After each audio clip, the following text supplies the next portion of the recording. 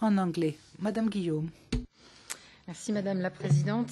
Je veux remercier Carlos Coelho de son travail, de cette première approche du travail que nous allons mener en commun, qui montre évidemment toute l'expertise qu'il a sur ce sujet, les positions progressistes qui sont développées et qui partent de la nécessité, et moi aussi j'y insiste, de sauvegarder, de préserver l'espace Schengen. C'est une position avec laquelle je suis évidemment d'accord.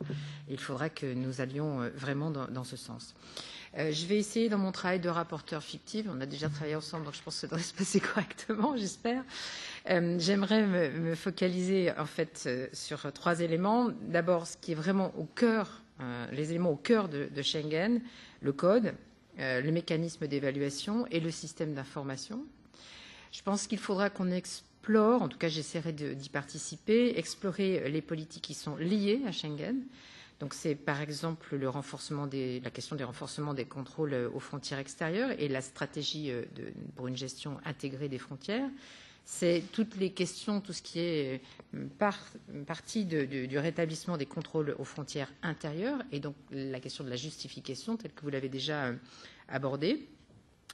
La question du travail à marche forcée des institutions européennes et des services sur le terrain pour renforcer les frontières extérieures sans pour autant réussir à revenir à un espace de libre circulation à l'intérieur, ce qui pose évidemment question.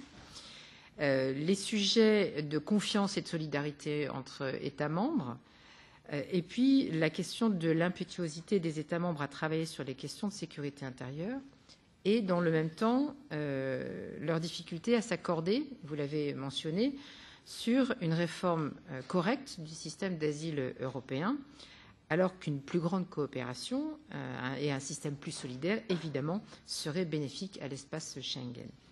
Donc sur tous ces thèmes, il va falloir que nous soyons en situation d'étudier à la fois la mise en œuvre, les résultats et les leçons à tirer de tout cela, parce que nous n'avons pas toujours l'impression, en tout cas c'est mon cas, qu'il y a un respect des règles, ni même un retour à Schengen, alors qu'il y a des objectifs affichés au niveau européen.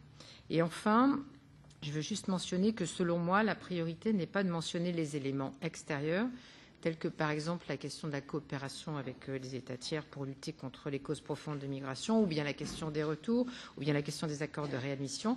Ça n'est pas exactement dans le champ qui nous est imparti, donc je pense qu'il vaudrait mieux ne pas les mentionner. Voilà, en première approche, l'état d'esprit dans lequel je me projette dans cette discussion commune que nous allons avoir.